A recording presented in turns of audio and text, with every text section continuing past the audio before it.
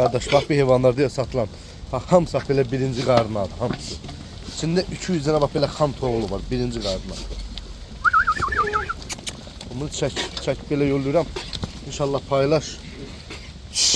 Bak heyvan içərdədir çəkə bilmirəm elə. Bak bunların hamısı keçənki quzulardır. Bak birinci qarnı adı hamısı. Allah alan qardaşlara xeyir versin. Bak görsən hamısı birinci balıyadır hamısı.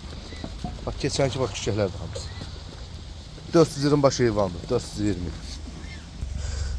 İçində də bir 200-250 dənə bak belə bir doğmuş var. Belə bir doğmuşlar. Toğullar. Xam şişəklər. Belə xam şişəklər görürsünüz. Bak hamısı bak belə yetik şişəklərimiz də var. Belə qızıl yeli. Votovot büyünə sərə doğası şişəklərimiz də var. Əlaqə nömrəmizə səhifəmizdə olacaq inşallah. Alan qardaşlar narahat edə bilərsiniz.